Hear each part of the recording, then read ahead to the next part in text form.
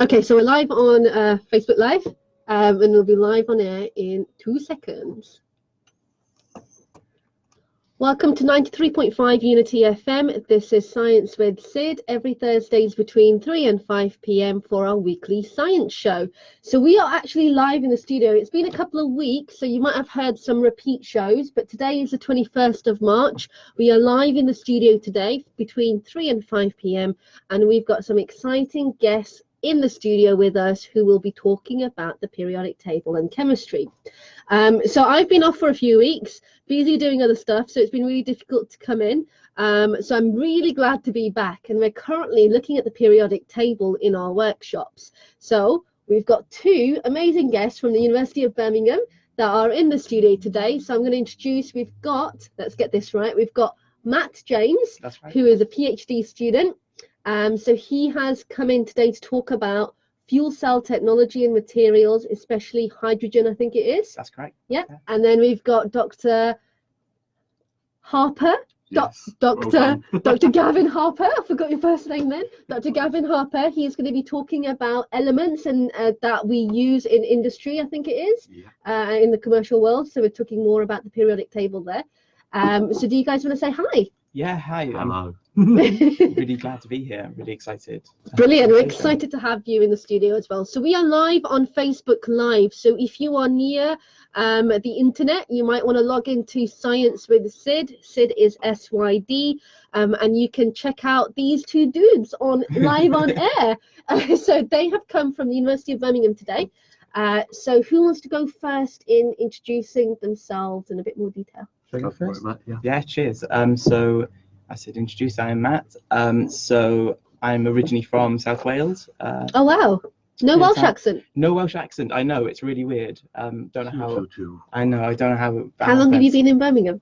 Since October, so I'm pretty much very new here. I'm sort of still getting used to getting around and sort of meeting everybody. But yeah, no, it's been very, very good. So yeah, I was in the University of South Wales for 4 years, and then I've come here in Birmingham to do a PhD, and I'm looking at fuel cell materials. So for fuel cells, for anyone that doesn't know, are basically devices that change chemical energy into electrical energies, a bit like batteries. But unlike batteries, you don't need to charge them. They're just fueled with hydrogen and oxygen. I'm sure I can go into a bit more information about that in a little bit later. So what was your undergraduate degree in? Chemistry, straight up chemistry. So I did that for 4 years. And yeah, so it was pretty from there. But I've done fuel cells throughout my sort of undergrad as well. So my dissertation, so that's your final year project, was in fuel cells as well. Brilliant. And we've got Gavin, Dr. Gavin Harper. Hello there. Would you like to introduce yourself? Yes, so I'm originally from Essex. I studied my first degree with the Open University. Yeah. And that then took me on by a various route to the South Wales, in fact, where I did my PhD at Cardiff University. Was that the university you went to? South Wales. Oh, you went to South Wales, okay. Yeah, same part of the world. But you've only just met. Yes, we've met only today, and we're both from Wales. You might have crossed paths before. Who knows? Who knows? So I've been at the University of Birmingham for 4 years now. I was Energy Development Manager looking after the Birmingham Energy Institute, which is 140 researchers across the university working on energy and energy related stuff. And I live in Wales, in fact, at the moment, in mid Wales, and commute into Birmingham. So, wow, that's a bit of a trek. Yeah. So every day you commute? Not every day, at the beginning and end of the week. Okay, then you stay in Birmingham for the entire week. Yeah, that's it. Wow. Yeah. Does it take you just as long to get to Wales as it does to get across Birmingham? Oh, much longer, much longer. Because sometimes it can take like 2 hours to get from one end of Birmingham to the other. For sure. I think need for lots of innovative transport solutions. And we can talk about some of those later on around hydrogen and fuel cells and some of the exciting developments in the community. And what's your background then in terms of what did you study at uni? I think, did you mention it? Yes, so my first degree was a technology degree, and then I studied for an engineering degree. But now I'm looking more at the sort of business and management of some of these new technologies. So I'm now a research fellow for the Faraday Institution. So the Faraday Institution is the government's big push to make the UK really competitive in lithium-ion battery technology. So it wants to solve some of the it wants to solve some of the technical challenges around making these batteries even better, more reliable, safer, longer lasting for the electric vehicles of the future. And so now I'm looking more around the sort of business and economics of actually recycling and reusing some of the strategic elements and critical materials in electric vehicle batteries. Brilliant. And I think these two elements are amazing, because we've been studying both hydrogen and lithium with the kids. So that if they're listening in and they've been coming to our courses, they'll be familiar with them. So you probably get them call in and ask questions. So lithium was the very first atom that we looked at, because it's a nice one to kind of draw the atomic structure for, and to learn about the mass number and the proton number and the electron, how many electrons it has. So they make a 3D model of an atom using pipe cleaners and pom-poms and beads, and they do it for lithium. So that's their first session when they learn about atomic structure. So we start off by playing with Lego, believe it or not. That sounds very cool. So I give the kids Lego and I say, okay, make whatever you want to make, and they all come up with lots of different designs. And then we say, well, what did you use? And they go, we all use Lego. I was like, was the Lego the same size? And they're like, no, it was different sizes, different colors, different shapes. And then we talk about how atoms are the building blocks of everything around us, and they come in different sizes and shapes and forms as well. So it leads us nicely into talking about atoms and atomic structure. That's very cool. But hydrogen is one that we talk about in our second session, and we learn about how kind of it's flammable and how it's quite dangerous. It used to be used in aircraft initially, and then we had explosions and all sorts of things, and now they've kind of changed it. Always the best bit. Yeah. What is the explosions? Ones that you mean to do, though, obviously. Yeah, for sure. Yeah. So let's go into a bit of detail about how you guys got into science. What was really interesting in your childhood? Was there any particular moment which got you kind of excited about science? Yeah, I think so I had my first secondary school lesson, because when you're in primary school you do loads of cool experiments, but they're not necessarily, maybe they're quite physics based, maybe they're all to do with batteries or something. But I remember my first secondary school science lesson, we were given strips of magnesium metal, and we had to put them in a Bunsen burner and watch the white light that came from it. The one that blinds you if you look at it. Yeah, you're not meant to look at it. But I just remember how excited I felt, and how it was so interesting to me that you could have this metal and it just suddenly combusted in front of your eyes, and it was fantastic. And ever since then I've always been really sort of hooked on science. And so for you it was that very first session? Yeah. Was it the teacher as well? Yeah, definitely. I think I've always had teachers that have always been really keen to show science, especially sort of experiments. That's always been something that I've loved doing, is being in the lab and actually getting physically involved doing science. So our backgrounds are really different. I did theoretical physics to get away from all of the experiments. Really? I dislike doing experiments at school. I'd be at the one at the back going, yeah, I can watch everyone else do it. Just give me the theory and I'll write it down in my book. See, I'm so different. I didn't like it back then. Really? Yeah, so university I didn't do any experiments, and then after I've left I've kind of gone back to it now, and now I teach it, and I'm really immersed in the experimental side of it because it's really fascinating.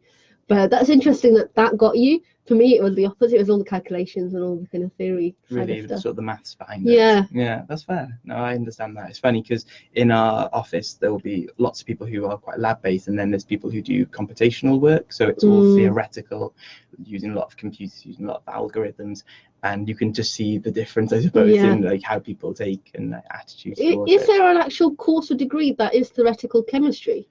Like there is theoretical physics? I don't think in terms of like undergrad, but PhD definitely. There are lots of physical chemists that will do just the theory behind it, and they'll work in tandem with people who are more lab-based. So as an example, I work with a group in Loughborough, and they're looking at the same chemical systems, so the materials that I'm making, but they're also looking at it into the theory behind it, using those different algorithms to work out what is the energy, what is the sort of electrical conductance that we can get from these materials.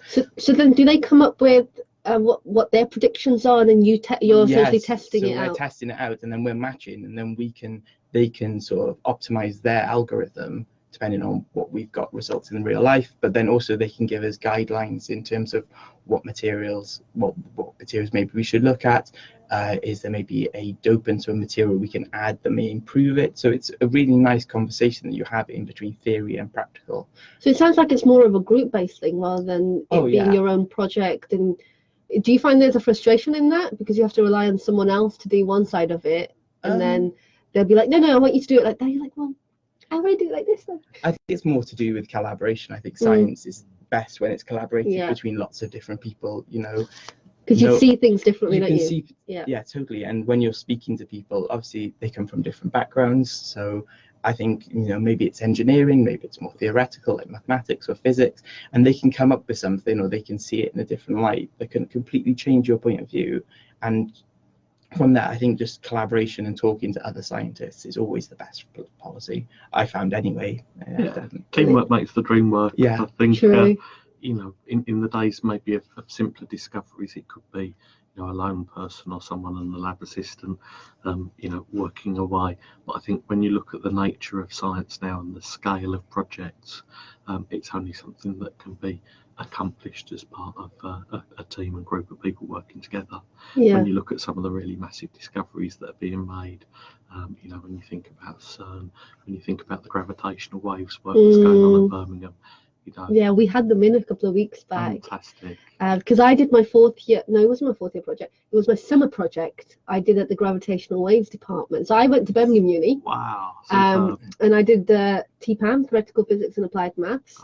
And then I think it was my 3rd year summer project I spent in the gravitational waves department. So I knew Dr. Andreas Fraser. So I think it was back in December we had him, we were talking about space. And it being 50th anniversary of the moon landing, we had a lot of space experts in. We got him in to talk about gravitational waves. But it's great because this is on our doorstep. Yeah. Just knock the camera. I got too excited and I'm knocking the camera.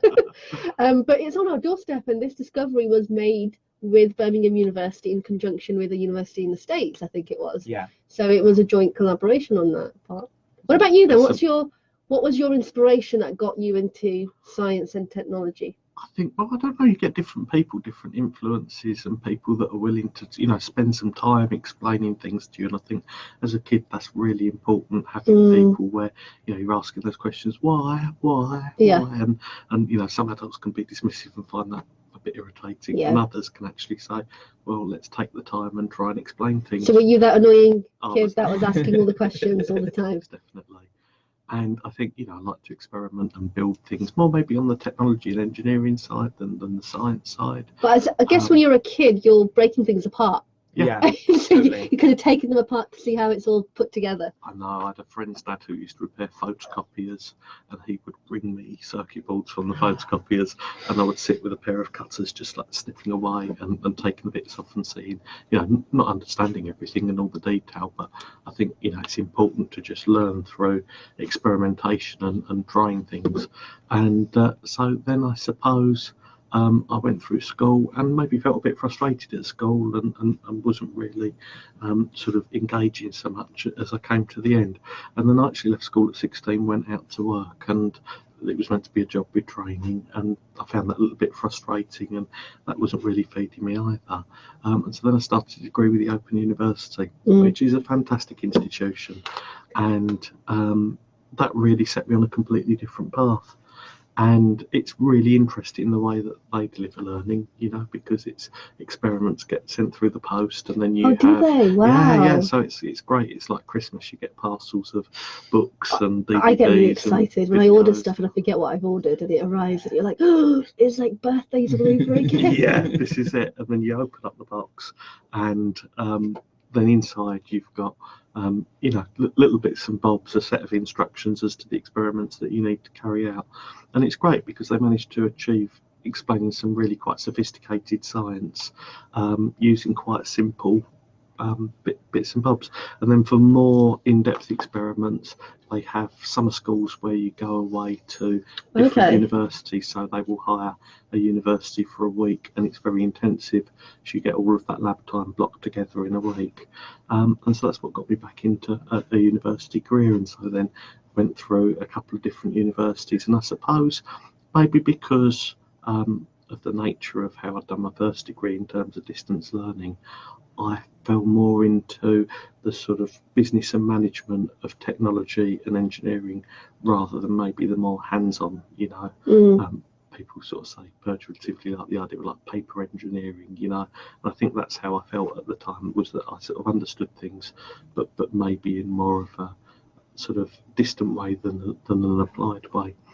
And but it's taken me on a really interesting journey. I now work at Birmingham, and it's been a fascinating 4 years. I can just imagine you getting a package, because you're very expressionated, like your face like shows all the excitement. So I can just imagine you getting that parcel and opening it up and seeing all of this stuff in there and going, wow. Yeah, it's brilliant. But I think the thing is it's not like if you get a piece of furniture flat pack and you open it up and then you try and build it without reading the instructions, then you get to a certain point and then you think, I really should have read the instructions because I'm left with a bag of screws and I'm not quite sure where they all should have gone. It was one of those things where you had to be very methodical and follow the process to get the right results. I think it's the curiosity, isn't it? When you get something, like I'd always love it when there's a new experiment that I need to try, and it's the curiosity of what's going to happen. Yeah, definitely. I think that's always something I enjoy. Definitely. There's a great thing sort of culturally about universities. At the University of Birmingham, there are so many curious people. And it's that nature of discovery, and it's that interaction between people where, you're all interested in trying to find something out. Oh, I don't know what's going on. There's something. There's that sound. I heard it earlier as well. I thought I heard it. I'm not sure what's causing it. I don't know. I don't know what's causing it. I don't know whether you guys can hear it on the radio. But this is a live show, so if you want to take part in this conversation, I haven't given a number out. It's 0121 772 8892. 0121 772 8892. So just going back to what you were talking about, Open University, I think it's really interesting that you mentioned that school wasn't providing you with that level of engagement. And we work with a lot with home educated kids as well, who for whatever reason have been pulled out of school or haven't gone to school. And there's some that I've worked with who have been pulled out of school because they weren't engaging with the school. And what I find more and more is, I was previously a secondary school teacher, and a lot of schools are not doing experimental work with kids anymore.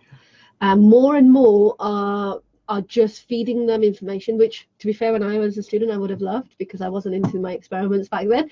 But you can see the effect it has on those kids that do need to try things with their hands. They need to see things, they need to experience it. And we were getting to points of where they were being examined for ISAs back then when I was doing it. And they didn't know how to use the equipment. They had to be told how to use it because they hadn't been familiar with it. And it's a shame. It's a shame that education has become so rigid that we just are kind of taught to the test. And I think different people have different learning styles. Definitely. Respond in different ways to different stimuli. And I think if something isn't working for you, the system's not set up to cater for that. Yeah, we can't write people off. Brilliant. We've got a caller on line 2 already. So let's put our. Ooh. I think it's mine. So I think someone in the studio needs to give us a hand with there's a weird sounds coming from the. Okay, so we're going to try and sort out the speakers, because I think they're giving out a weird sound. So if you just hold on for a second, I think it's that headphone. And we're going to be back with you in just a tick. So let's see. I think we're ready to go. Okay, let's see. Can I hear anything from me? We are going to know. Oh, can you not hear anything? Okay, so we're just sorting our headphones out. Brilliant. Okay, so we've got a caller on line 2. Hello? Who's this? Hello, Ramin. Hi, Ramin. How old are you? 6. Is this the first time you're calling? Oh, you think so? You don't remember being on radio before? Yeah, second time. Brilliant. Okay, so Ramin, do you have a question for these two? Excellent. Go on.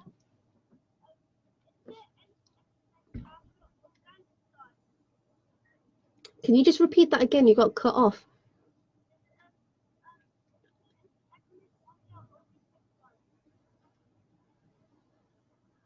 The line isn't that clear. We keep. Is there any what? Sorry. Oh, elements. So we're talking about the periodic table here. So Organiston, is that the final one on the periodic table? I think it is. I think it is the last one. But what's great about the periodic table is it's still evolving. So actually, naturally, there's only 92 elements. So actually, uranium is the last natural element. But we still keep finding, so they make them artificially in labs. So you're right, that currently that is the last one. But there could be more. There could be more. And I think every 2-3 years you find that they're making more and more. So oh, wow. Keep posted. I promise you there'll be some more. So Ramin, are you interested in chemistry? Yeah, so maybe you could be the person that discovers the next element after that. How amazing would that be? You already know stuff about the periodic table. I didn't even know that was an element, which is why I couldn't hear what you were saying. I was like, what was that? There was discussion on the radio earlier in the week, and I think that's the only element that's named after someone. Is that correct, Matt? No, there's Mendeleev. There's Mendeleev. There's Einsteinium. There's loads. There's countries as well. Yeah, so a lot of the new ones are now named after famous scientists. So like Curium is named after Marie Curie. So yeah, there's loads of different ones. So maybe you could be what would we call it, Ramin? What would we call that element? It has to have your name in it. Ramin in it. Yeah, oh, that sounds nice. I like that. I like that. That sounds like an element already. Yeah, totally. I think that's wonderful. Brilliant. Do you like doing science at school then? You're homeschooled? Oh, brilliant. So you're homeschooled. So do you do science at home? Yeah, do you enjoy it? Brilliant. Do you do lots of experiments? Not that much. What was the last experiment that you did, Ramin?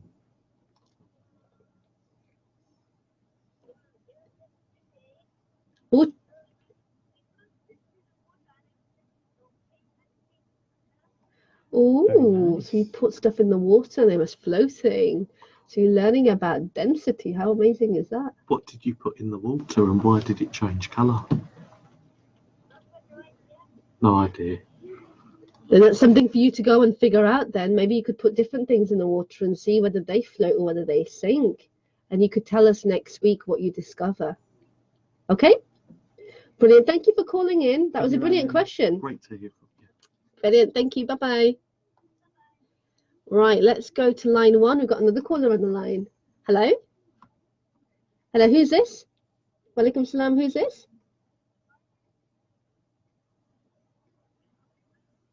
Say that again. Idris. Okay, your name's Idris. How old are you, Idris? Hi, Idris. Hi, Idris. You're 14 years old. You've called before, haven't you? Oh, you first-time caller. Okay, well done for calling in. Very brave of you. So have you got a question for Matt or for Gavin? Yeah, hi, Idris.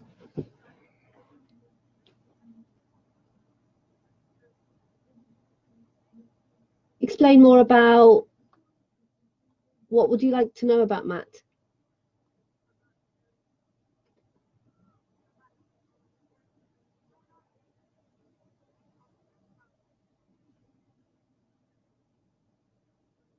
Percentages. So what's your question?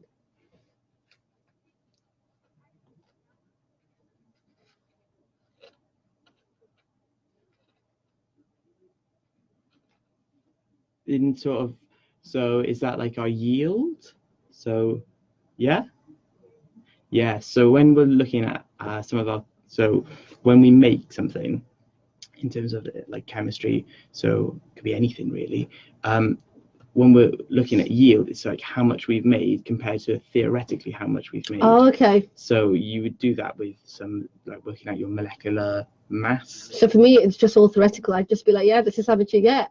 Yeah. So is it different in reality? So yeah, so when we're working out our yield, we take what the value that we've measured. So we'd use a sort of like weighing scale. So we'd work out how much we've got in grams, and then we work it out using our molecular mass formula. So N equals M over MR, and that will give us our sort of theoretical value.